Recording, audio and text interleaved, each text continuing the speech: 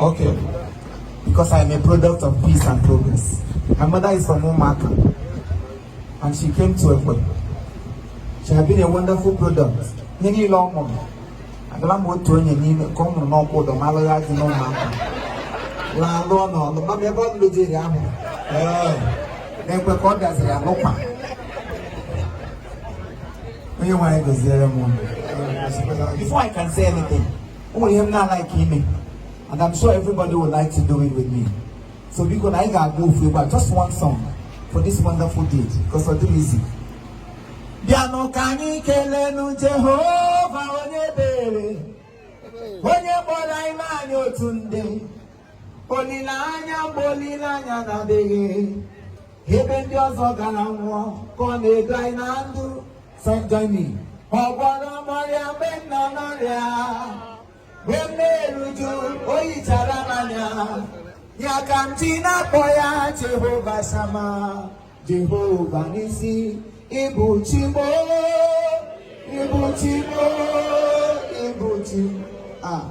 Ibuchi anyanti amuzo Agada bachi uzo moko bioma Holy Lanya Kendiso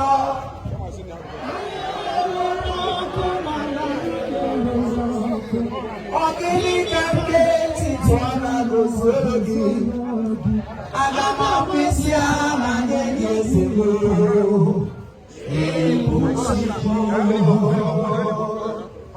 Demo kanyi kelenu Jehovah onye wendrai Onye bora imani otumbi Bolilanya na dege Ulo ndi ozoru gawo Kaina runatu Ahịa ndị ọzọ zụga nwụọ ka anyị na-azụ na ndụ moto ndị ọzọ gbaga nwụọ ka anyị na-agba na ndụ nwa ndị ọzọ mụga nwụọ ka anyị na-amụ na ndụ n'elu ndị ọzọ fege nwụọ ka anyị na-efe na ndụ ụlọ ndị ọzọ bidoro nwụọ ka anyị rụchara na ndụ eyi ọgwọdọ ọrịa mgbe nọ n'ọrịa ebe eruju oyichara manya Yakamti na-akpọ ya Jehovah Sama Jehovah Nisi isi ala mo sọsọ iwe ya ikpere ala mo Chukwu ebumburu myogbu onye mere anyị n'ụlọ n'udo ịma na ndị ọzọ rụrụ ụlọ wee nwụọ mana Chukwu mere anyị n'udo ngwa kelere Chineke mo onye duru m gaa London lọta Nani niwe ya Imani ibu ha musuko puru Chineke aka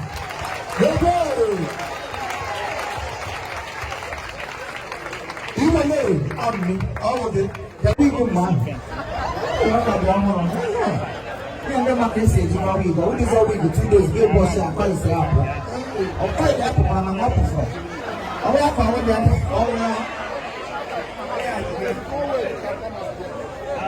And we don't come to say we don't come. Our Yoruba friends, we welcome all of you. Ekabo Gbogbo, Ekabo, ṣe Oṣù Dada.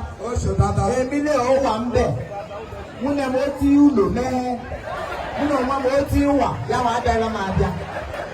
Wọ́n bẹ̀rẹ̀ do ti lọ. Scissors do teacher. Ulo ti fue ya. Yeni lo ti letting this happen. Yesterday, so what we are called the astronomy and Yoruba. Then you have been ready.